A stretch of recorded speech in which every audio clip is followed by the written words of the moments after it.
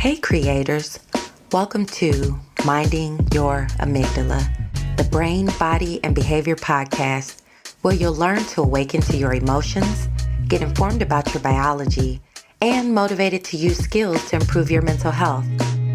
I'm your host, Dr. Alauna, America's one and only trauma psychiatrist. Do you recognize the critical importance of emotions and mental health? Do you want to know more about how to self-recover from trauma? Do you want to better understand the updated science about how our brain and body shapes our behaviors?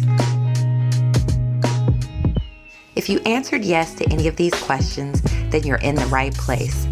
This podcast is focused on making complex brain science simple and usable. You'll learn the 6 primitive brain systems predictably programmed by trauma and empathy skills practice, my unique methodology that can help you improve your own thoughts, emotions, and actions. I'm the Skills Over Pills doc, but I'm also a mama 3, a busy entrepreneur, and a human being trying to make it through multiple global pandemics just like you. Minding Your Amygdala will teach you transformative ways that you can approach your day-to-day life, and I'll give you strategies to break free from the trauma cycle. All right, let's get started.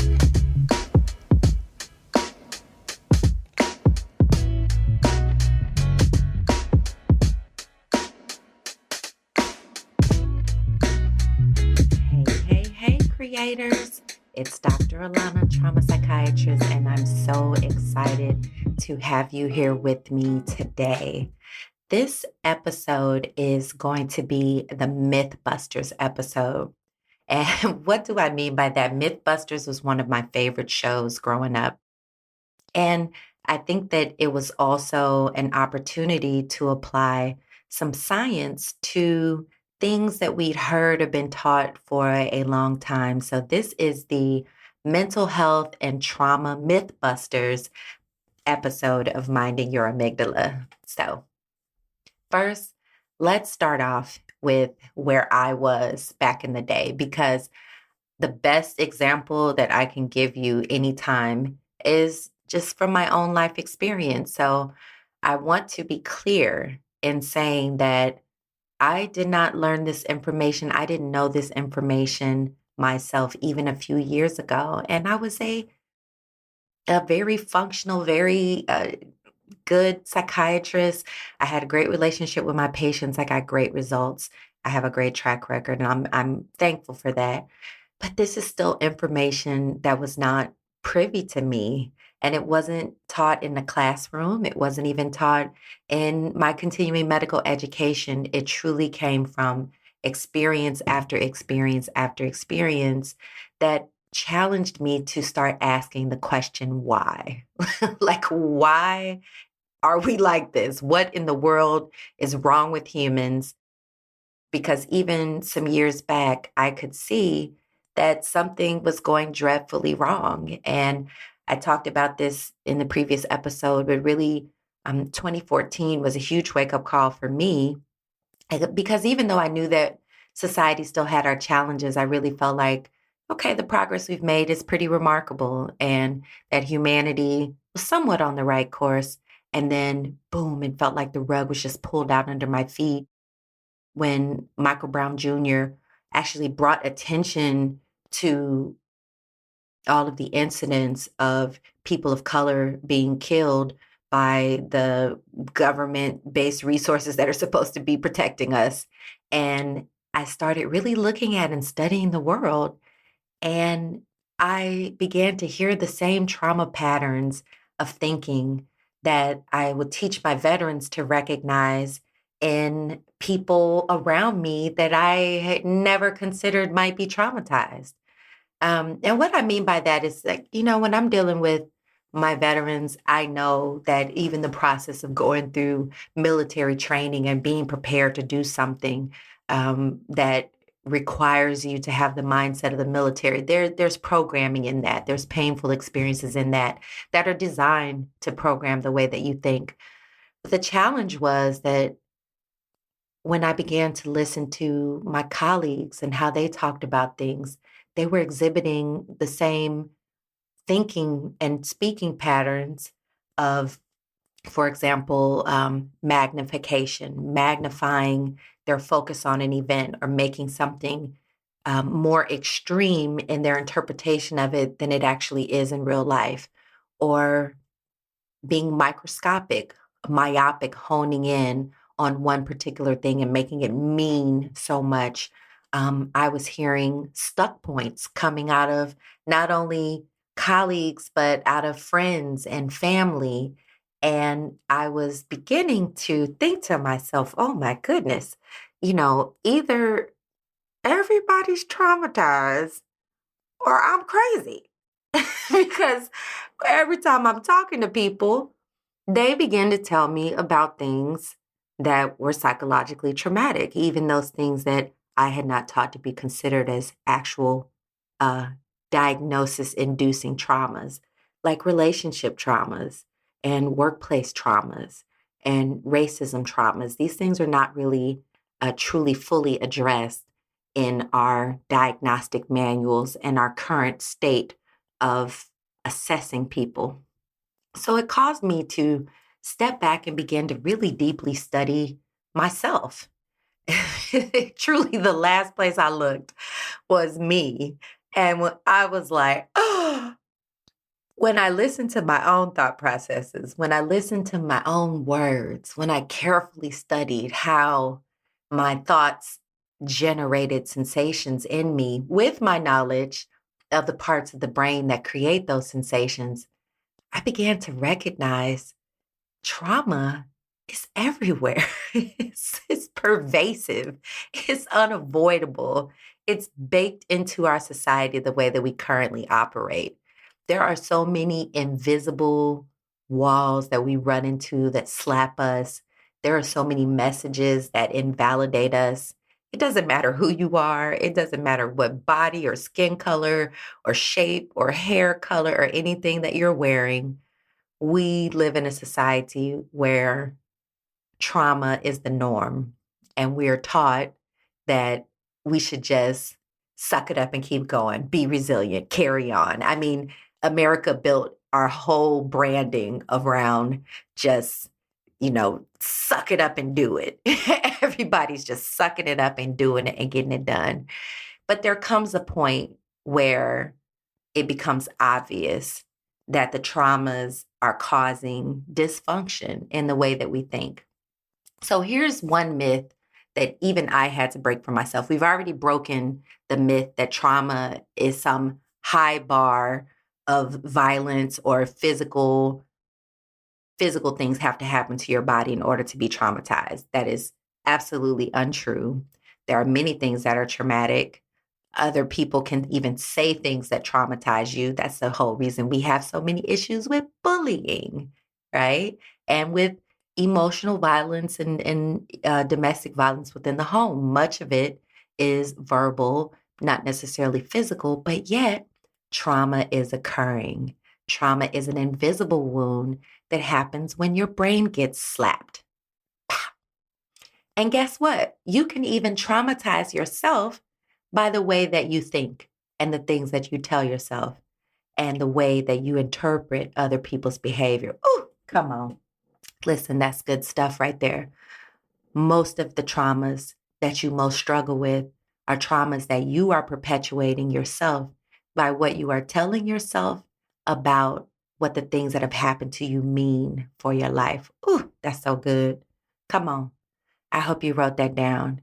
Your traumas are programming. Your traumatic experiences, or the definition of trauma that I use that helps make it simple, is any situation that occurs that you or someone else experiences internally painful, that changes the way you think about yourself, other people, and the rest of the world. That's it. It's not a high bar. No one else can tell you what you think is traumatic or not. And it's not about the event that happens to you. Trauma is about your brain's interpretation of the event and then what you begin to tell yourself that the event means. Now, here's the good news.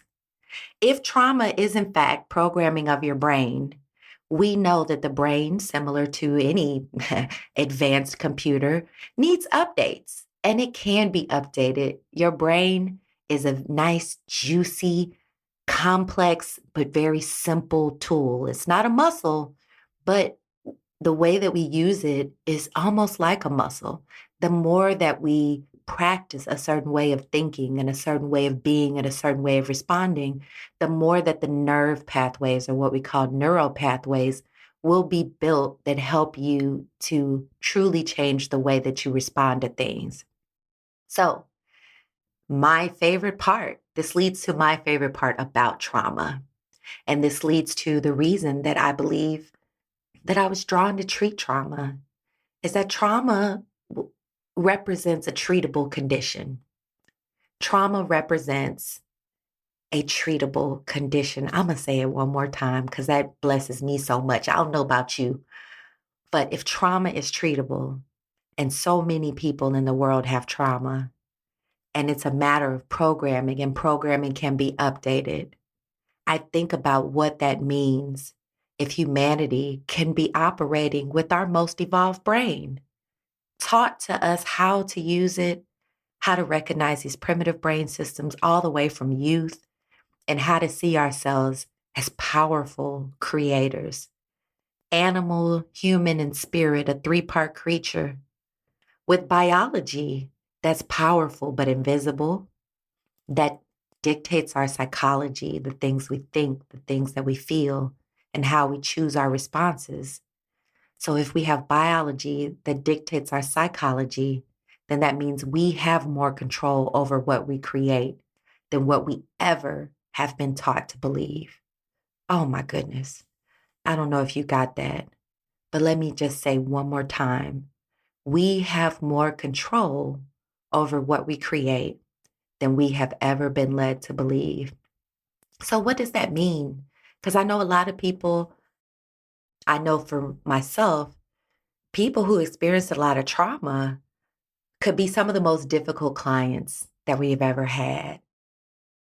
I know in mental health, there's a lot of people who experience trauma end up with diagnosis of personality disorders, which I sort of find I don't like that terminology because I feel like it stigmatizes the natural body responses that occur when a person has experienced trauma after trauma after trauma and extreme after extreme after extreme. And then the defense mechanisms that they've developed, we have a tendency to think of it as narcissistic or borderline personality. And many of those experiences are really born of the person's coping mechanisms to their traumas. So it gives me compassion and empathy, but it's also scary because I know that so many people who experience trauma also experience extreme emotional crises, extreme moods, extreme sensations that sometimes can lead to wanting to harm themselves or wanting to harm other people or just not giving a F. Now, look, I'm going to let y'all know I do cuss. I'm trying to filter. I'm trying to filter. But this is not for the kiddies because I'm going to give it to you the way I think it. But anyway, just so we can go back to the myths. There are so many myths about mental health and emotions that it is sickening and it's embarrassing. We should be embarrassed. I know that I am the only trauma psychiatrist, and I don't like that. First of all, that means that there's too much work on me. There's 7+ billion human creators, and I can't talk to, listen to, or take care of them all. Hence, giving this information over podcasts and other ways of getting to people. But I want that to change. I want there to be so many more people who are trained in thinking of this brain science. But this is new information. We didn't have functional MRIs and PET scans and more and more of the research that was leading to the understanding of these parts of our brain operating so much of the behaviors that we see in society that we call crazy. Because not only do we have to discover this information, but this information has to get translated from research scientists to the greater medical community at large, into the medical training and healthcare training, and then into common knowledge and common workspaces, adults and children alike. Well, unfortunately, we don't have that structure. Your emotions are the one thing that you experience your entire life, but you spend hours and hours in school learning algebra, geometry, history, science, and I'm for all of those things. But think about the fact that your emotions are the one thing that you use all day, every day. Your amygdala, the part of your brain that creates those emotional sensations, not based on any objective reality, just based on your interpretation of what's happening. That part of your brain is operating 24/7 and it doesn't shut off. So even when you don't feel your emotions, they are there and they're being generated by your brain and sending the sensations into the rest of your body that cause you to feel what you interpret as feelings. However, it's not your heart that creates your emotions or makes your emotional decisions. So that's another myth that we have to bust. I was watching, I love Lost in Space. And I was watching that show and it occurred to me, I'm not going to ruin it for the people who haven't seen it, but if you have seen it, there's a part where these alien creatures are they're trying to get rid of the main character and they are afraid of him because they feel like he is the key to controlling them. And so they try to kill him by taking out his heart. Now, thankfully, apparently the technology had developed by then that they could give him an artificial heart, and he survived. Wonderful. But I was thinking to myself, wow, they're trying to get rid of his heart, his personality, and even these advanced aliens didn't know. Just take out the brain. I shouldn't say that. There would have been no replacing them then, no fixing them up then. But the point is that is also a really ironic example to me of just how pervasively uninformed humans are about our feelings, our emotions, where they come from, how they drive our thought processes and behaviors, and the fact that every human is exquisitely emotional, even the ones that think they're not. Even the people who think they can't feel their emotions, even the ones who think that they're robots or monsters, even if you don't believe you have feelings. Guess what? You have a functional brain, you have feelings. They're there. Numb is most definitely a feeling. Even people who think that they don't care about anything, that is humanly impossible. You care about something. Mostly you might care about yourself, even when you don't like yourself or even when you don't love yourself. Your body is programmed in love for yourself. Now, here's the tricky part about all of this. In order to bust these myths, it means that we have to examine much of what has been taught to us over many, many years. This thought process might challenge your thoughts about your relatives, your family, and maybe the way you were raised. It may challenge you to think differently about your workplace or your choice of career. It may challenge you to think differently about your relationship with your significant other or spouse, your friends, your family, your children. It's going to challenge you to think differently about all of your relationships. Because I think the greatest irony in all of this was that when I really started watching myself, I realized that, oh my gosh, I do many of the things that I don't like the other person doing to me.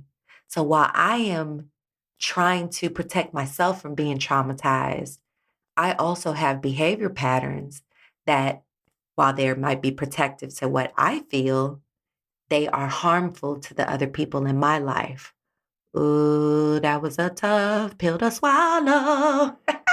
Folks, that was a tough pill to swallow. That was such a painful thing because I thought that I was pretty nice. Generally, I'm a sweet person. I'm generally a nice person. I help strangers. But what I didn't realize was that the people closest to me were experiencing me quite differently than what I thought that I was doing. And that was not just a product of their trauma and their brains twisting their experiences of me, although that was a contributor. There was also me having to work on my trauma patterns, having to work on my thought processes in the way that I chose to deliver information and words to them. So it became crucially important for me to figure out not only how to help people understand trauma, but to also, let me say it a different way. I had to put myself first. I had to literally stop all of the things that I built in my life. I crashed out of my medical career. I crashed out of my marriage. I crashed out of so many things in that 2017 time period. But it was a time of reflection. And it was a time of really asking why?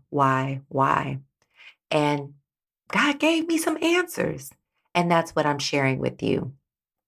So it is vitally important that we as a society begin to see trauma as something that everyone experiences. So let's bust the myth that this mental health thing is for them folks over there. Okay. I know a lot of people that talk about mental health like those people who need your services. And I'm like, those people are you. My quote patients, which I don't have patients anymore, thank God. They're just people with challenges who have been through things that were psychologically and visibly painful. And in many ways, their interpretation of those experiences damaged them and continue to damage them because of what they had come to believe about what being assaulted meant to their life, or what being Black or a woman or LGBTQ or whatever the circumstances were. What a person tells themselves has very real power to create sensations and feelings and an emotional roller coaster inside of them. Thank you, amygdala and the other primitive brain systems, that bears very real fruit in what they go forward and create in their life. So I would love to challenge you. I always like to give challenges and I always like to give people something to think about or something to do in order to move forward in their mental health. I challenge you to start looking back through your life and think about the things that were traumatic that you may not have even realized were traumatic. I know for myself, even years later, sometimes I'll think back and I'll have a revelation like, okay, I didn't really think of that situation as being traumatic. Like, I didn't think what that babysitter did was necessarily traumatic at the time, but I can look back and see like, oh, okay, that's behavior that shaped other behaviors that came later. Or I didn't realize that the choice in that relationship to be with that person, or to the choice in career to do that thing, was shaped by these traumas that were happening in these other parts of my life. And as I look back over my life and I studied my family, listen, you're going to start asking some questions. And one of the biggest challenges I think that we have with trauma is that because people are embarrassed about it and people don't like to talk about the most painful experiences of their life, our brain likes to pack them away in the closet and shove them back and back and back in there. And then those traumas tumble out on our loved ones in ways that they don't even understand. Like, why is he so angry? Why is she so mad? Why is she so sarcastic all the time? It's because even though you're not thinking about those traumas and your mind may have blocked them out, they're still there. They may even come back to you vividly in hallucination form of hearing things or seeing things or smelling things, or your body responding to things as if the situation were happening again. That's the power of that trauma programming. But the good news is, and hey, I love good news. I love the trauma gospel, because it is within your power to learn how to recognize those responses and then begin to actively wrestle your biology, actively wrestle yourself into healthier spaces. And not only that, but just understanding that it's normal. I'm drawing that word out for a reason. The word normal is a very subjective term, so everyone will probably define it a little bit differently. So I don't really like to use the word a whole lot, but I'm doing it on purpose now because I want people to understand that your internal experience is probably very similar to most other people's internal experience when you're having the negative thoughts, when you're having the negative emotions, when you're having the difficulty with sleep, or your mind is foggy or cloudy and you're forgetting things, or you're eating things or smoking or drinking things or using things impulsively because of your dopamine trying to help you cope with your stresses.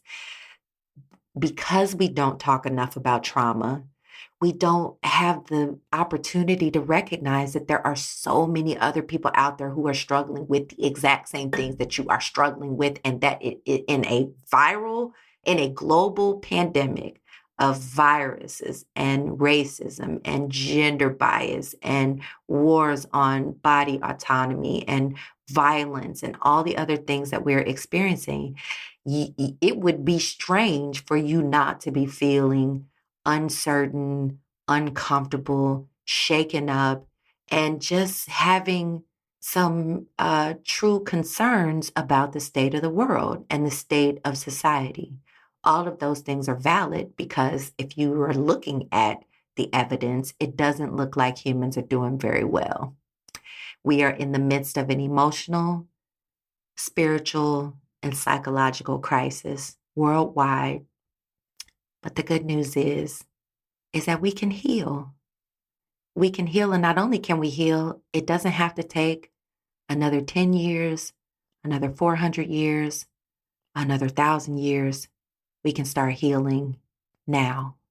We can do it now, because if all of us turned our psychological eyes, pop those eyeballs out and turn them around and look back at ourselves and watch ourselves and watch our animal and observe what we are doing to each other and how our powerful words float out of us across space and pow, smack each other, injure each other, and then we do it to ourselves as well. Think of that. 7 billion powerful human creators, supernatural spiritual beings, slivers of the all on primitive mode, creating out of reactions and fear and trauma. No wonder we're experiencing the hell on earth that we're experiencing. So I challenge you to join me in the Mind Your Amygdala podcast. Learn more about your brain, body, and behavior with me. Like, subscribe, and please rate this. If you're loving this, if you're enjoying these episodes, you can download them, and I'll see you back on Thursdays. Thanks again for tuning in. This is Minding Your Amygdala, a brain, body, and behavior podcast with Dr. Alauna, trauma psychiatrist, signing off.